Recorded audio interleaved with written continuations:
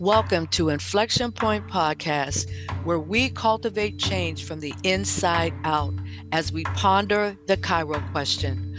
Will Cairo have to protest in his lifetime for the birthright to freely and peacefully exist in the skin in which he was born? We stand on the belief that dismantling racism goes beyond laws and legislation or politics and economics.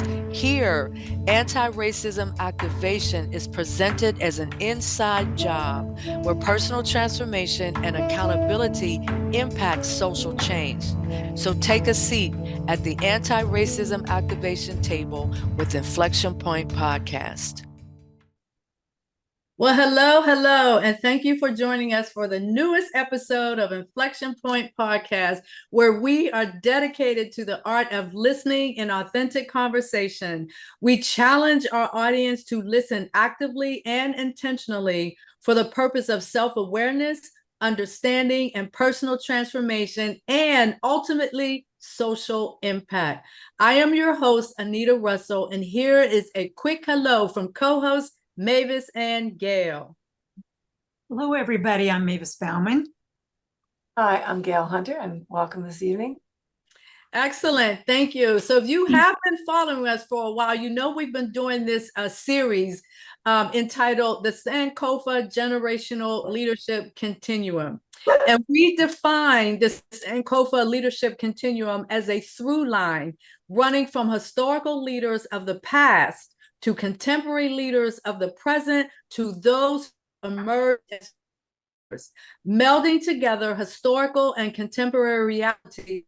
This inspires active art, literature, ethnography, and research to fuel transformation. And we are blessed to have this incredible guest today. Her name is Franceria Moore, and she holds over 15 years of organizational leadership experience in the human services and nonprofit sectors, focusing on equity and belonging in organizational development, poverty education, and adult learning design. From 2019 to 2022, she led the redesign of the Kellogg Foundation's Family-Centered Coaching framework and the design of the accompanying month learning journey to support organizational adoption, helping to scale the Family-Centered Coaching toolkit nationally. She felt that there was more being discovered about the power of coaching for people experiencing poverty. And Fran began her journey as a social entrepreneur as the founder and managing director of Sankofa Leadership. Sankofa Leadership is leading the charge in the development of person-centered coaching, which starts from the that to be the best for others, we must first be the best for ourselves. So I'm going to stop talking at this point, and I'm going to turn the pass the mic over to Fran and have her fill us in a little bit more on who she is, what she does. I am particularly interested in learning more about this person-centered coaching. Thank you so much for having me. It feels like such a wonderful honor and pleasure to be a part of the Inflection Point podcast. Thank you so much for for sharing your story and your journey and allowing all of us to come along on this, because it's a collective thing, right? So I just want to take an opportunity to say thank you for this moment, and I look forward to our conversation. Where do I begin? Who is Fran? Fran is a crazy, wild, very person who really believes that people like you and I can actually have an impact that will not just change the world as we know it, but could have impact on the generations that follow.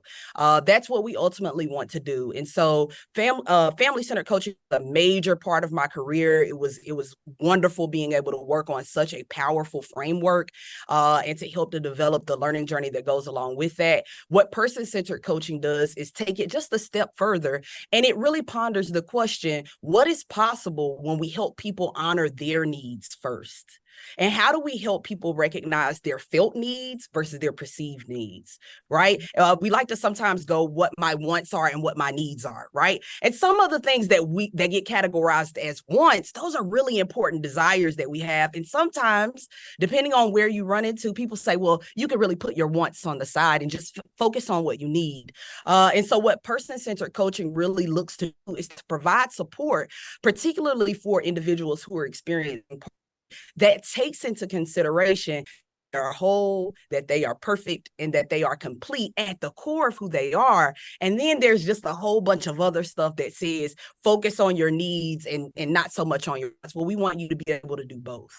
And so through person-centered coaching, person-centered care, Sankofa is having the opportunity to support multiple organizations across the nation in adopting this approach to really center the individual rather than the systems that are weighing on the individual. You know, you mentioned it in the intro of this show that when we focus too much on those systems, what happens? Systems, I would argue since the 1930s, when we got the welfare system, you know, under Teddy Roosevelt. Don't you think it's time for a little bit of a change in an approach, you know? And if we've been talking about this system for so long, when do we begin to talk about the person? When do we get to actually talk about the human being and the lived experiences and both their perceived needs and their felt needs? Meaning the needs that I feel every day. When I'm hungry, I feel it.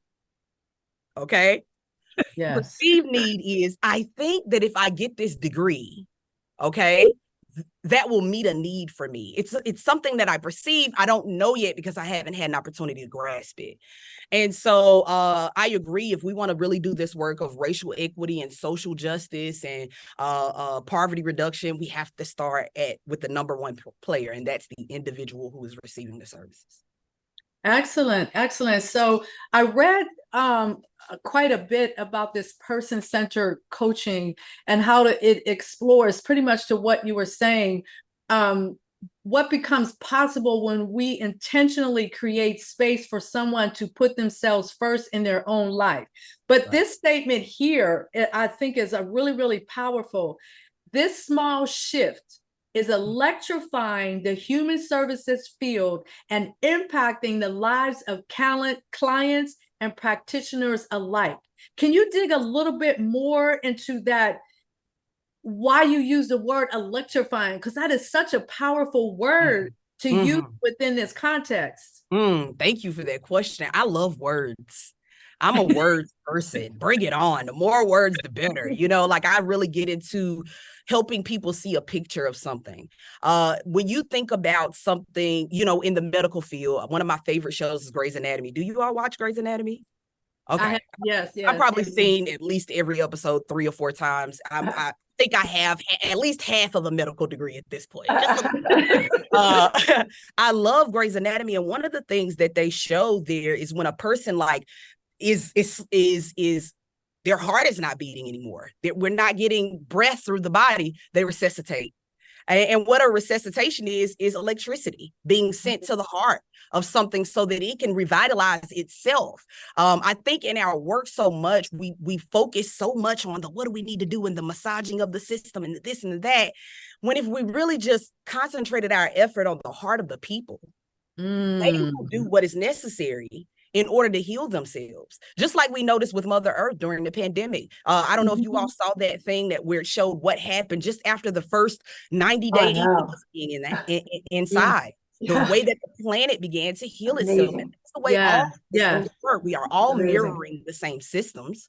And it works the same way in the work that we're doing. And so by centering the person, people who are doing this work are feeling reinvigorated that they can really make a change. You know, I've done direct services, and there is nothing worse than the feeling of someone coming in your office and pouring out their heart about what they need. And then you looking at the menu of services that you have to offer and going, I don't know how to help, you know. And for me as a practitioner, after 11 years of working in the field, I unintentionally slipped into what I like to call a fixing mindset. Every person that I saw the problems that needed to be fixed rather than the individual who was coming saying, I can do it, I need support. And so it's electrifying people because we got into this work because we want to have an impact, because we want to make a change. We could have done a million things. Almost in every room I go in, I ask folks, what caused you to get into this work? And, I'm going to tell you the things that I don't hear. I don't hear for the money. Okay. I never heard that. Okay. Never heard for the money. I've never heard because they had a degree program in social worker too. Okay. Or whatever the title is that we get. Okay. It wasn't that. And it definitely wasn't because I think I know what's better for someone than they know for themselves. No one ever gets into this work for that. But unfortunately, because of the system that we're working in, here we go back with that system, we sometimes lose sight of what's mine and what's the culture of the organization. Amen. And so it's electrifying the field because it's giving practitioners who are passionate about supporting folks another option. That even if nothing about my job changes, nothing about this organization changes, I can change.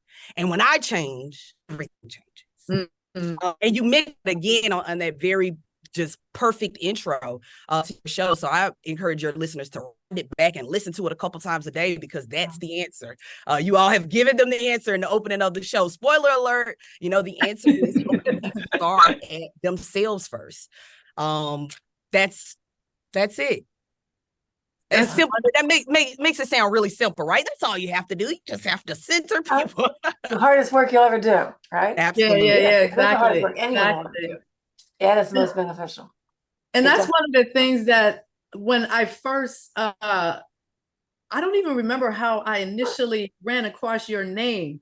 I think it was when we were doing because we did a Kellogg. segment on the Kellogg Foundation Uh-huh. and talking about the family-centered coaching approach and all of that. And I've got a lot of admiration for the Kellogg Foundation. I've been using them as a resource for years in terms of the approach that they take, much more of a holistic kind of approach, communities and all of that. And so when I was reading about the family-centered coaching mindset, it referred to Franceria Moore. And then from there, I ended up on the Sankofa leadership website. And then from there, I ended up on the Prosperity Agenda website. From there, I went to your LinkedIn profile and reached out to you because I saw a connection between who you are, what you do, and what this show is intended to be all about. And so some of those commonalities that you mentioned are the reason why all four of us are on this show today. Yeah. Mavis, Gail, any comments? Yeah, I always I've been in my field as a therapist for 5 decades, right? But I've always taught people that you came here with everything you need. It's everything. It's the ability to be able to remember who you are and begin to take that apart and look at how you can apply that and start using that in your life. And that's exactly what you're talking about, which is incredible. I mean, it's just, we do have everything, but we need that somebody to support us. We need to be able to have some guidance and to know what path and what step to take next. And I applaud you. Good for you. Yes, thank you. I want to just jump in right there to something you said, Gail, that I think is so apropos for this moment, because you said you were born with everything that you need. And our work here in this form is to remember that. That's right. That's right. And that's what Sankofa means. It means it is not taboo to remember. And so we talk about a Sankofa continuum. We're talking about entering a journey that allows people to remember the fullness and the wholeness they are. We talk about limiting beliefs. A lot of what I go through in the mindset series is just about how we develop the beliefs that we have. Those aren't just things that popped up in there. They're an amalgamation of your experiences, things your parents have told you, things that they experienced that they're telling you, social climate, all kinds of things impact that. And so I also think one of the things that's electrifying folks is the moment to stop and pause and say, those thoughts aren't you. Right. Those are just thoughts. Okay. Let's get to who you actually are. Let's talk about limiting beliefs. And when we do that with the practitioner first, okay, when we do that with people who have made their profession pouring out of themselves into other people, wow. Okay. I get stories of folks coming back in between sessions because we give it assignments and just little tests are what we call them. Little tests, just see if it works, no pressure. Right. And people will come back and they'll say, I had a 45-minute conversation with my 16-year-old son and he never wants to talk to me about anything. Why? Because there was a shift in their perspective. Okay. As the parent, I'm not going in saying, well, I want you to know this and that. I'm going in with curiosity and not judgment. Just even that little small shift. What's the difference between curiosity and judgment? What's the difference between nosiness and curiosity, right? When we begin to ask the right questions, we can get clear on who we are and remember. And the more we remember who we are, the more we have the keys to helping someone else remember. And that's it. Be curious about the beliefs that you carry, right? And that's just an incredible, important step. Just ask, is this belief absolutely true? And how do I know it's absolutely true? Right? Right? Those are the small steps, but they're huge steps. Yeah, that's great. Absolutely. Absolutely. Yeah. And what you just said brought something to my mind. I am an on-call facilitator for the Center for Creative Leadership. Yes. And I'm in Washington, D.C. For the last couple of days or so because I was delivering a workshop on better conversations every day.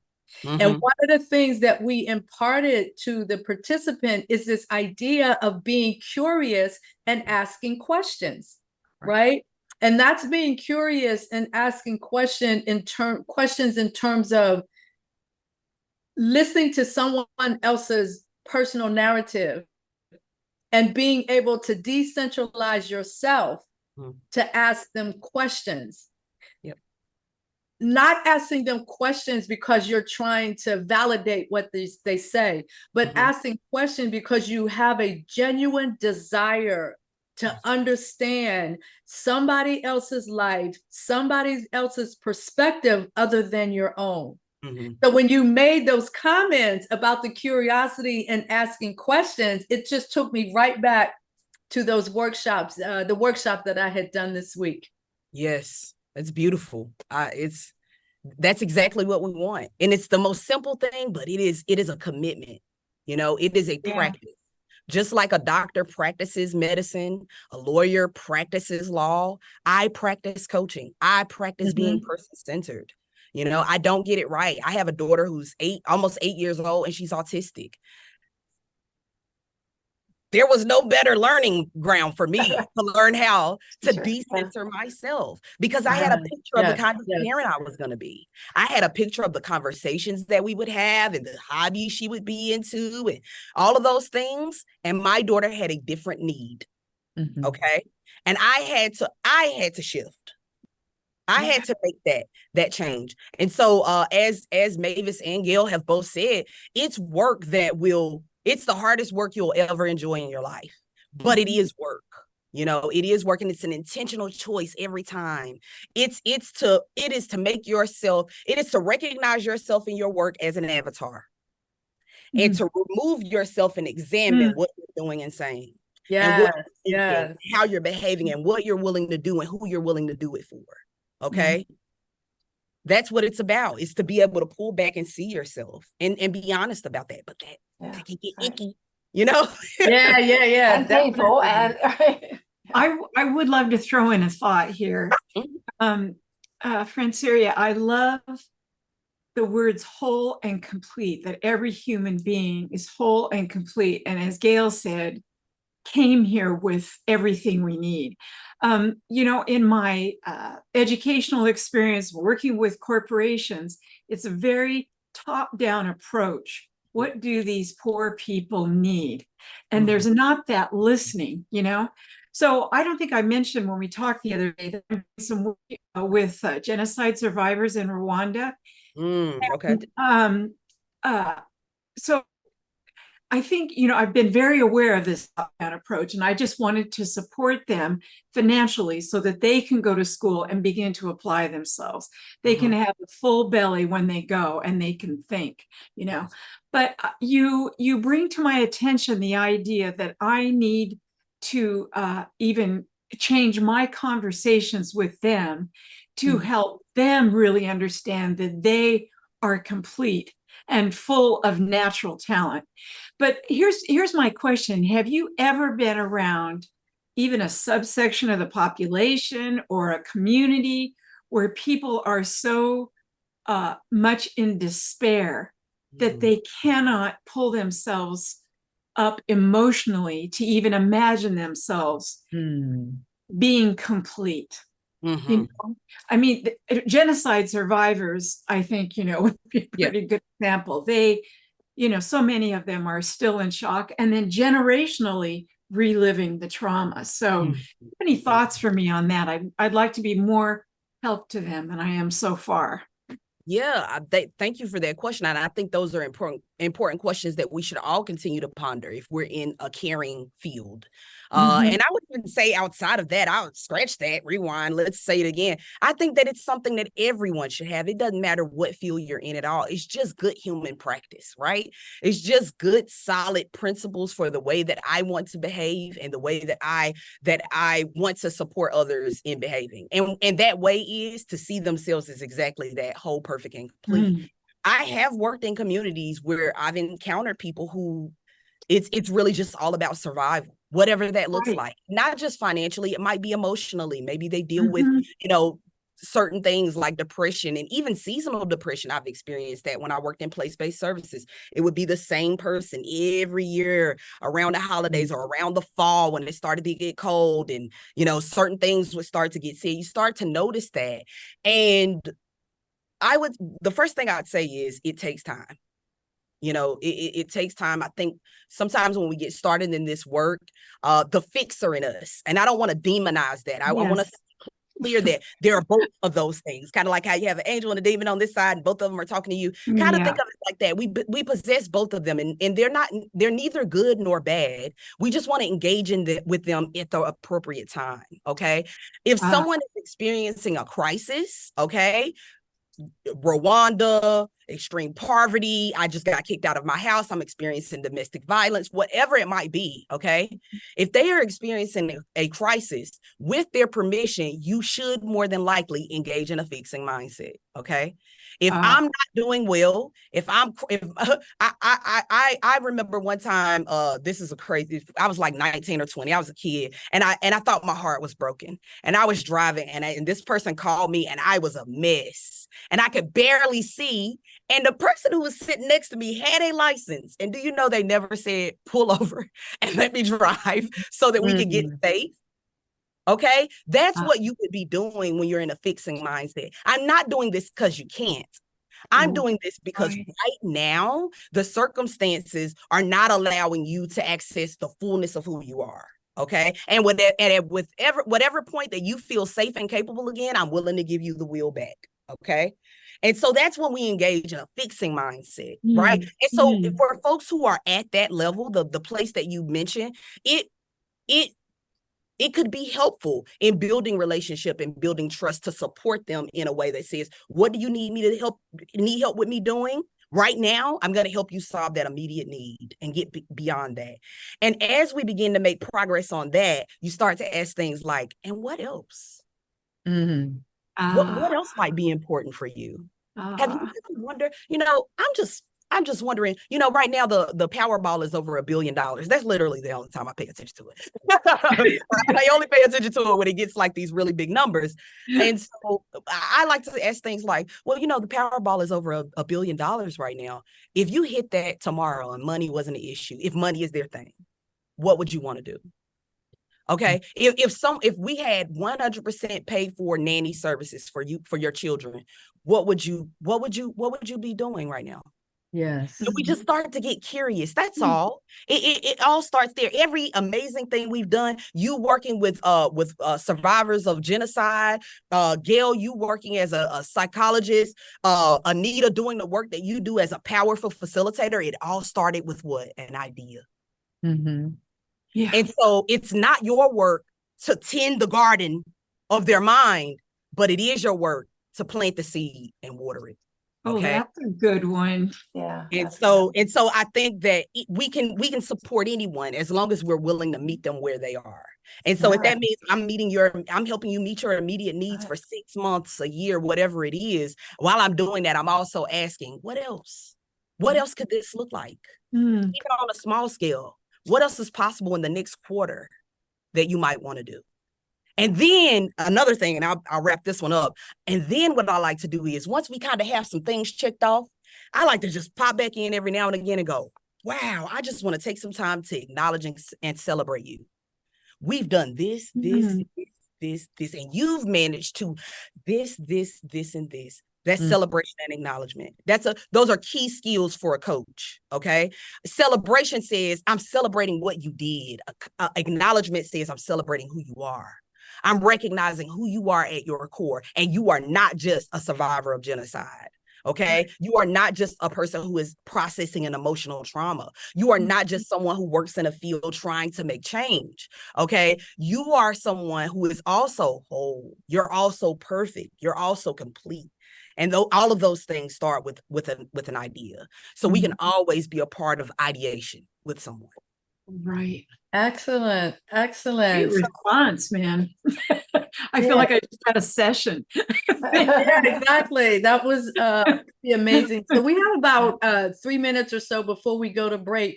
And I'd like to ask you, can you talk a little bit about the work that you did with the Kellogg Foundation in terms of building that family-centered coaching mindset?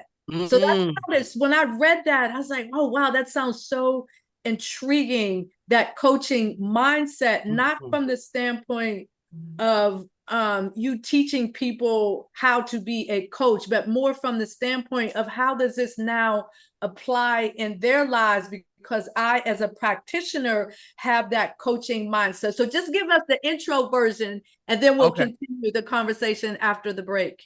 Okay, sounds good. Simply put, coaching is a mindset. It's a state of mind. That's it. Anywhere where you can help create the environment that makes change possible, you can be a coach.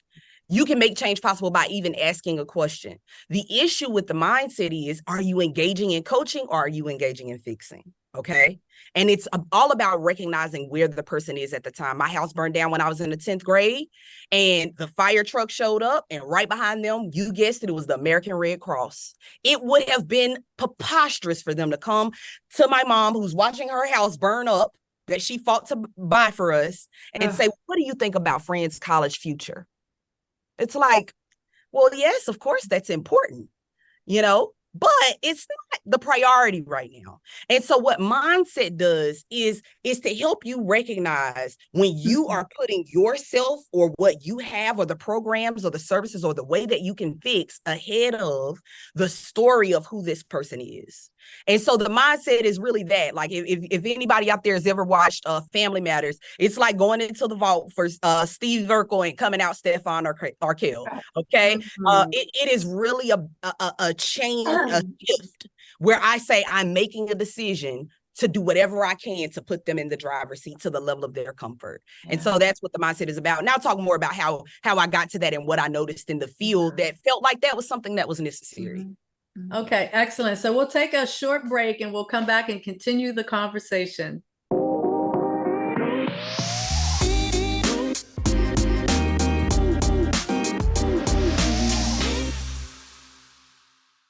Welcome back to the Inflection Point podcast and our discussion featuring Franceria Moore, a generational leader experienced in the human services and nonprofit sectors, focusing on equity and belonging. So before we took the break, she started talking to us about this family-centered coaching mindset. So I'd like to pick up the conversation at that point so that our audience can learn a little bit more about that and how you built that into the work with the Kellogg Foundation. Sure, thank you. I had an opportunity to take the Kellogg Foundation's Family-Centered Coaching, Introduction to Family-Centered Coaching session that they had. It was about a 3-day training. It was great. It was revolutionary.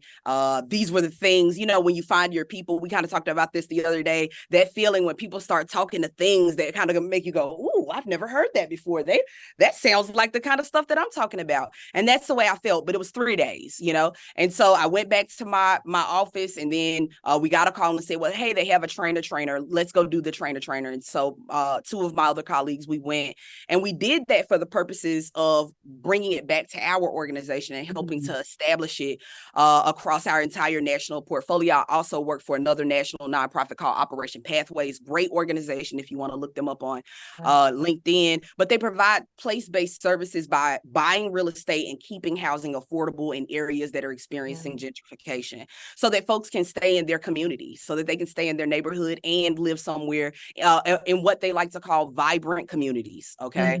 Because where you live also, it dictates how you feel, and how you feel dictates what you will think you can do, and what you think you can do will dictate what you do. And so we did that, and we brought it back, and we had 27 sites. We got everybody trained, and it was all good. And we had to figure out how to do that on our own. You know, we really had to like work with it a while. And so I got hired by the Prosperity Agenda, and here it was. I was the person who was now leading all of these trainings. The pandemic happened and everything shut down. And what I noticed in that 4 months where I got to be in a position when we were doing the 3-day model, not that there is anything wrong with it, but when we talk about shifts in mindset, when we talk about shifts in approaches, right? So we would talk about, for a second, we had like a, you know how it is when you're making a training, a training guide for yourself. If you've done any kind of facilitation, there was probably just like one little section that said, well, we're going to talk about racial equity and the role that it has in being able to center people. And when I say it was the equivalent of a blink, okay, if you would have went out for water, you would have missed it. Okay. And so we're talking to folks about changing fundamentally the way that they work and the way that they see people. Okay.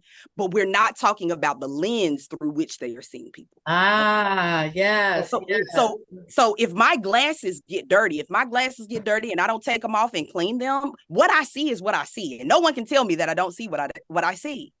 But it's not until we help people recognize that you can remove these lenses and examine the way that you're seeing the world to make sure that it's the view that you want to have. Okay, that it is a view true to reality and not just one that you've created for yourself. And that doesn't just work for practitioners. What we're hoping is that practitioners will feel that the power of that in their life, and then that'll help to encourage someone else to find that level of awareness.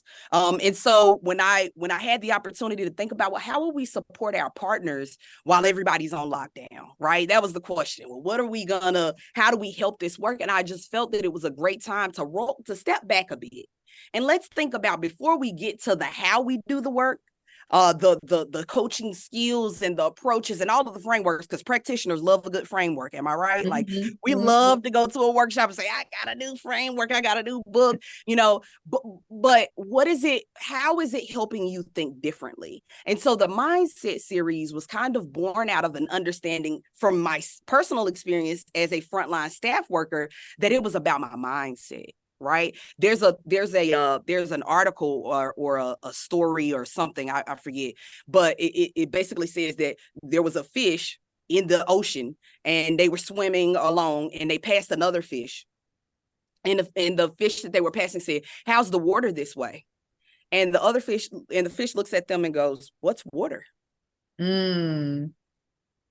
Right? Yeah. If I live in this all the time, if everyone in my surroundings, everyone in my immediate environment is all having the same experience, we're not looking up and thinking anything's odd. And that was the like shock of for a lot of people in our country with the George Floyd tragedy.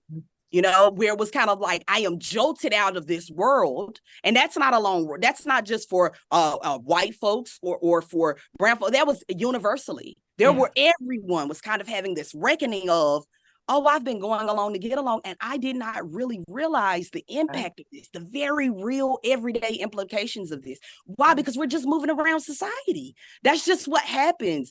And it happens even in our work in human services, where I stop seeing you as a person, not because I'm a bad person or not because I don't think you're a good person, but because I have not made a practice of examining my lenses. Okay. And so mindset really just wants to create the space and opportunity for someone think to themselves, and you don't have to answer out loud. You don't have to tell your business. It's not confessional. You don't have to raise your hand, any of that.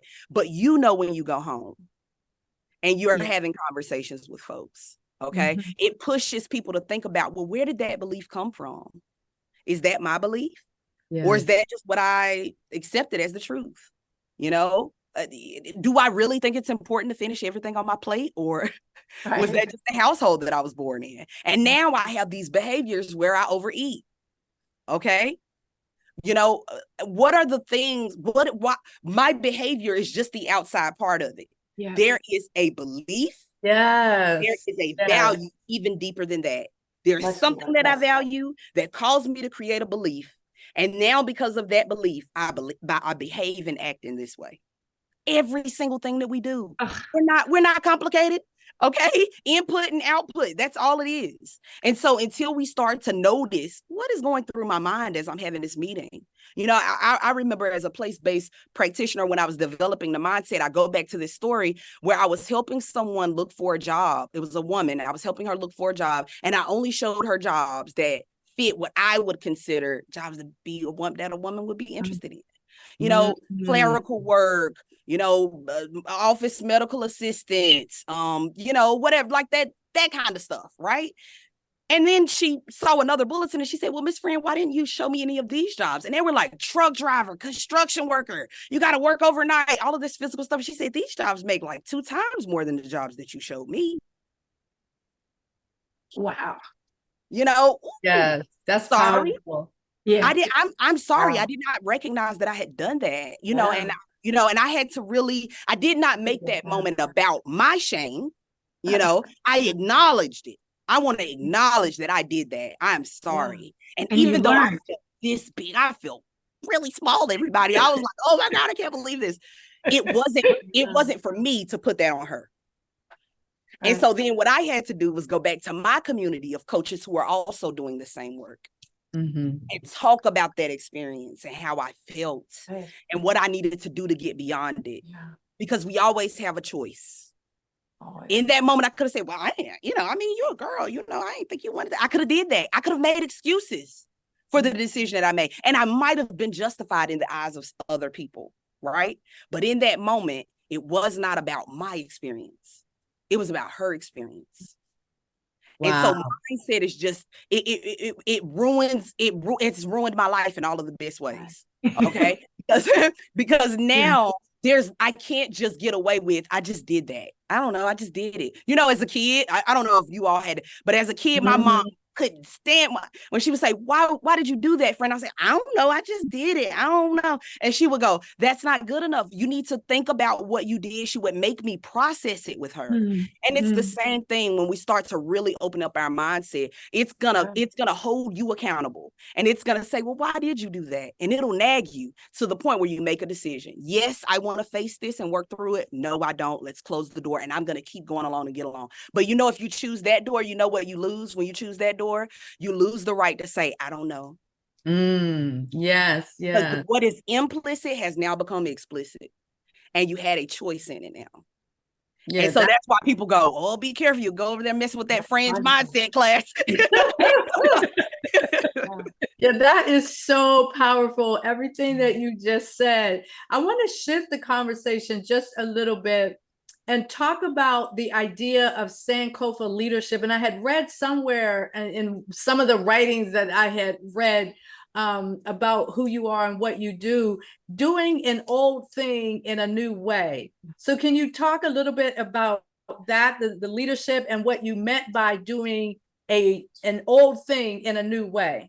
Absolutely. You know, I'm a country girl. Okay. I'm a Southerner. Every bit of me is Southern. Okay. And so there are a lot of little sayings and whatnot. And one of the things that I remember my grandfather saying is an ounce of prevention is worth a pound of cure. Okay. Another thing that he would say all the time is there's nothing new under the sun. Everything we've done all of this before.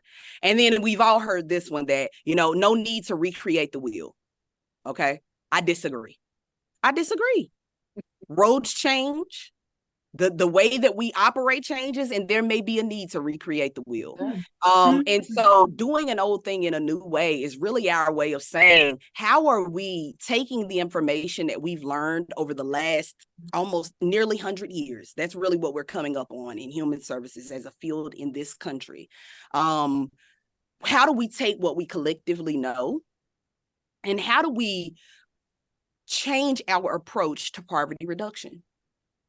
It is actually embarrassing to live in a country that we live in with burgeoning opportunity and yet have multiple classes of people who are not able to access the opportunity that they say is available to every American born here, or not born here, whatever your status may be. And I would even take it outside of a national thing, and I would even just say as a human being. You know, what are we really doing to help move us all forward? How are we helping to raise the level of consciousness about their power? And so doing a new thing in an old way is about, I'm not saying vanquish poverty reduction. Okay. What I'm saying is, how do we do it in a way that's more effective? And the way that's more effective is by centering the person. And the same way in leadership, Mavis talked about working in organizations that have a very heavy top-down approach. And everybody loves the language. We get really excited. We're just like, we're going to turn it upside down. We're going to flip the paradigm. We're going to, you know how we get really excited. Like, we're going to switch this whole thing around. And it sounds great, right? It sounds great. But how do we actually do that? How do we actually make that change? And the way that we do that is through centering the individuals that we lead. Okay. Have you all ever heard of the model of servant leadership? Robert Greenleaf? Yes. Absolutely. One of my, I consider her an ancestor of mine, Ella Baker, a phenomenal civil rights leader. If you are not familiar with Ella Josephine Baker, please, I'm encouraging you, please go read her work if you're particularly interested in how you lead these type of change initiatives, because she took that servant leader approach and applied it to intergenerational leadership development. I have the power as an established civil rights person, and what I'm going to do with my platform is gather a group of young folks, and that's SNCC, Student Nonviolent Coordinating Committee, coordinated SNCC and gave them the power and said, I am here as an advisor to you because you all know what your generation will need.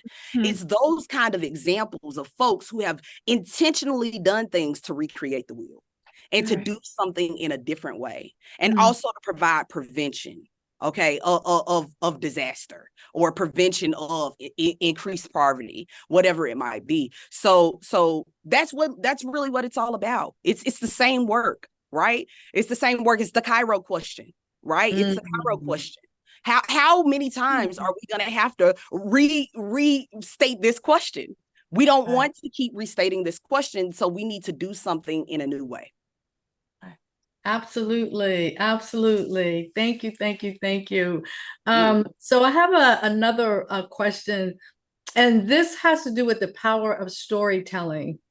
So can you talk a little bit about how you see the power of storytelling through that coaching lens, empowering anti-racism, equity, prosperity? So what role does storytelling play for you? Storytelling is near and dear to my heart. And it started all the way back when, I'm kidding. But I learned the power of storytelling because my mom used to take us to the local library. She was getting her degree. And she was over there in the archive section where they had those big machines and the newspapers, and she was going through the thing and doing her research. And in the children's section, they would have a group, and they told African parables at our library. And it would start off as a small group, and before he got midway through the story, the whole children's section would be filled with parents and students. And I remember sitting there utterly astounded that this person could tell a book. And I loved reading books. I was the kid that asked for money for the book fair so that I could go actually buy books because I loved reading as a kid. And it was amazing to me that someone could stand in front of a room and tell a story, and I could see exactly what he was telling us. And there was no book in front of him. That he knew how to change his voice for the characters and all of those things to make it come alive.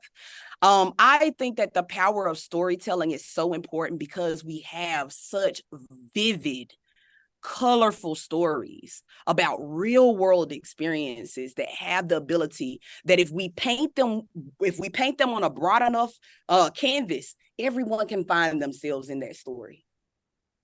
That's what we really want. We want a human connection. Okay. We can Google anything. I can Google and know something, as fast as I can type and read. Creating and honing the ability, however, to really see the impact that I'll have, to really see a mental picture of what that could look like, to begin to replace the story I'm telling and find a story in your own life where you've noticed that, right? It sparks our curiosity. Why is curiosity important? Because that is what's going to drive us to find those new innovations and solutions, those new terminologies, those new words and phrases that are going to help electrify the people that are around us. But we can't get that if we don't talk about the stories. We can't get that if we don't paint a picture where people can see themselves as the hero and as the person who might need to be saved. We're every character in the story at some point, at whatever your level is. And that is the most common denominator that we can find in this work that we do. Is the commonality of the story. Might be different characters, might be different economic status, might be different race. The core of the story is the same. The hero's journey is a framework that has been around for years because that's the way that it goes. And so storytelling, I get a lot into it. I tell a lot about my own personal journey because I believe that I had the privilege of having those opportunities of being Black, of being a woman, of being a lesbian, of having all of these experiences so that I can tell my story and add to the beautiful canvas that is the human experience. Amen. Amen. God bless you. Yeah. Thank you. Yeah, This that's is so fun. Yeah, that's so, like I said, more sessions, please. Yeah. Absolutely. So we are quickly starting to run out of time. And what I'd like you to do is, what is that call to action? People who are listening to this, or some people will be just listening to it, some people will actually be watching it. What is that call to action that you would like to throw out to those individuals? Yes. So there's one call to action that I like to ask everyone. I like to ask everyone this call to action. And the call to action is, when was the last time that you asked yourself what you are doing and who you are willing to do that thing for? If we can start by just creating a practice of reflection for how we showed up, that's what my call to action is for you. Take some time at the end of every call you have at work, or at the end of the day, if that works better for you. But at some point in your day, take a moment to create the practice of stepping back and really examining what you did and what you said and why you did it. Okay. And it's not for you to have a conversation with anyone else about, but it is for you to have a conversation with yourself about, and then begin to make some decisions and choices about how you can get better the next time. Okay. And if we can just start right there, wow, everything changes. Okay. Everything changes. That small shift. It's about the small shift. It's not about raising the money. It's not about talking to your local politician. It's not about, getting another program into your community. We've done it. What if we change the approach to what am I doing and who am I willing to do it for? And then the next call to action I'll have is to check out our website, Sankofa Leadership. We have an ebook over there that goes into person-centered coaching a little deeper. We give some tools for you to use for that kind of reflective practice, really thinking about the types of questions that you're asking so that you can track your behaviors and support you as you make that change. And then also, I would invite anyone who's looking to dig even deeper into these concepts of person-centered coaching and understand the skills and the approaches that go along with having these collaborative and transformative conversations. Please consider joining our 5-week learning journey around the coaching mindset. That is available now. You can register now. The next session starts on the 10th of October, and we have one of those sessions every quarter, and it's practitioners across many different fields. They come together, and then we do some work, we learn some concepts, and then they go into a room and do some practice. And we do that for 5 weeks. So if that's something you're interested in, I encourage you to check out our website. And that's all I have. Is that for regular people or just coaches? That's for anyone. Anyone. Yeah, Okay. that's for anyone. We say coaching because the hope is that you will be able to support someone else in the realization of their wholeness at the end of it. Yeah. All right, great, thanks. Excellent, excellent. So Mavis, Gail, any final thoughts or comments yourselves? Yeah, go ahead, Gail. I have a fun. I'm just Go so ahead. I'm so impressed with who you are and what you have done in finding your own truth and really looking in that mirror and seeing yourself and really making choices that have not just allowed you to grow, but you helped so many people. It's just incredible. Thank you. Thank you. I second that for Thank you. sure. A while back you said it's not important for you to tend someone else's garden. The important thing is to plant the seed. Yeah, that's right. And that is fortuitous because my organization is called Seed a Better Life. And we named the organization that way because we want to plant those seeds, but not say how your life should be. Anybody's life, mine, yours, anyone's life can be a bit better. So I just love the idea of a seed, and I'm believing, for acorns to turn into huge oaks. So I just wanted to share that with you. I love that metaphor. Thank you. Excellent, excellent. Gail, your final thoughts?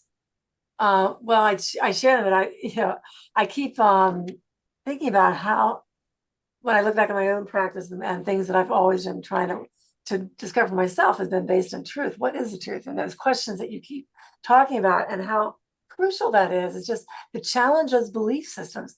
Our beliefs create our thoughts, our feelings, our behavior. You want to change that behavior, you've got to change that belief that creates it, right? And you are doing that and a million times over, and which is just so crucial to helping people really empower themselves. Yeah. Excellent, excellent. I apologize, Gail, because you did give your final thoughts. That's okay. I'll do it. I needed to hear from you. Final thoughts. Yeah, those are your final thoughts. Okay, wonderful, wonderful.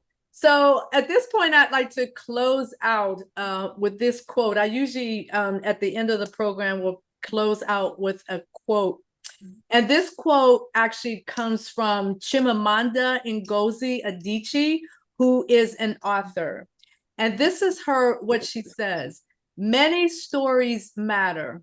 Stories have been used to dispossess and to malign, but stories can also be used to empower and to humanize. Stories can break the dignity of a people, but stories can also repair that broken dignity.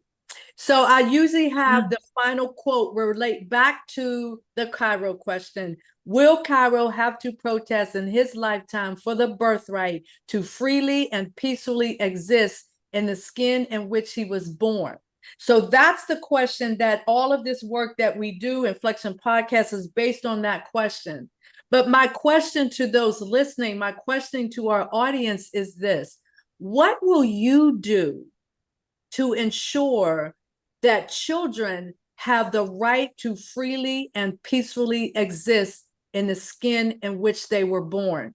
So it's not just about my grandson, and it's not just about what I'm doing or what Mavis is doing or Gail or what Fran is doing. It's also about you holding that mirror up to yourself and making a decision about what you are going to do to ensure a different future for our children. So I want to thank you all for joining us, and we'll see you next time at Inflection Point Podcast right here on Transformation Talk Radio. We are here every first and third Wednesday at 3 p.m. Pacific time, 6 p.m. Eastern time, and we'll see you on the next episode. Thank you for listening to Inflection Point Podcast, where our mantra is cultivating change from the inside out. The journey towards anti-racism and social change doesn't stop here. Truth, reconciliation, and healing come from ongoing, open, honest, and deliberate conversations. Continue to dive in and deconstruct your thoughts, ideas, and beliefs as we band together to manifest social change. Tune in to Inflection Point Podcast every first and third Wednesday at 3 p.m. Pacific, 6 p.m. Eastern, here on TransformationTalkRadio.com for more conversations about how we can cultivate change from the inside out.